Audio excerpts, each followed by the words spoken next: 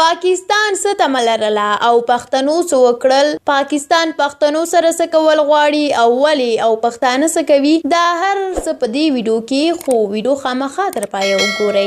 د عارف وزیر له شهادت وروسته د پښتون ژغورنې غورځنګ مشرانو او غړو وښوده چې دا قوم اوس په پوره معنا ویښ شوی او یو شوی دی. د شنبې په ماښام زرګونه پښتانه دیره اسماعیل خان کې د عارف وزیر جنازې ته ورغلي وو او په پوره جوش او خروش یې جنازې مراسم کې ګډون وکړ او پاکستان حکومت ته یې وښوده چې دا قوم چې څومره ځپل کیږي همومره پیاوړی کیږي. د جنازې په دې مراسمو کې د پښتون ژغورنې غورځنګ مشرانو منظور پښتون، علي وزیر او محسن داوړ وینا وکړې او د پښتون قوم د راتلونکي په تړاو یې هر اړخیزې خبرې وکړې. د عارف وزیر له شهادت وروسته په دومره کچه د پښتنو یووالی پښتنو ته لا ډیر مورال ورکړی او د عارف وزیر د مرګ غم یې کم کړی وو.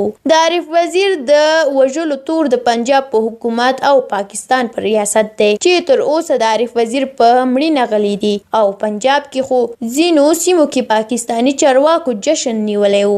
عارف وزیر هغه مبارز و چې د لوی افغانستان ارمان یې درلوده او د دې لپاره یې کلونه مبارزه کړې. عارف وزیر د پښتون قوم د حقونو هغه مبارز و چې کور کې همدا اوس و کونډې ناستې دي او ډیره قرباني ورکړې ده. عارف وزیر په دې پوهیده چې د پاکستان حکومت د تګلارو مخالفت ورته د مرګ په بیه تمامیږي، خو هغه له خپلې مبارزې په شا نه شو. یو څه چې روښانه شو هغه دا چې پاکستان حکومت او پوځ هیڅکله نه غواړي چې د پښتنو سیمو کې د امن غوښتونکي او ترهګرۍ پر ضد خلک پیدا شي. پاکستان حکومت ځکه مبارز پښتانه نه غواړي چې بیا پښتانه بیداره کیږي او له پاکستان سره د هر کار او اقدام حساب کوي.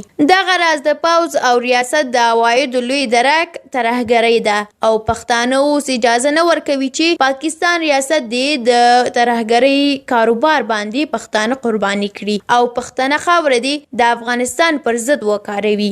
له هغې ورځې چې پښتون ژغورنې غورځنګ راپورته شوی، پاکستان ریاست هڅه کوي چې دا غورځنګ په بیلابیلو نومونو نومبدی کړي، خو نه تر اوسه نه دی توانېدلی او هیڅکله به هم ونه توانېږي. دغه راز پاکستان ریاست پوره هڅه کوي چې د غورځنګ غړي په نښه کړي یا یې ګواښي چې له مبارزې په شا شي، خو د غورځنګ د هر غړي له ترور او زنداني کېدو وروسته پښتانه لا ډیر یو کیږي او لا ډیر بیداره کیږي او هم قوي کیږي. درنو لیدونکو ډیره مننه چې ویډیو م تر پایه ولیدله. ویډیو مو که خوښه شوې وي لایک یې کړئ.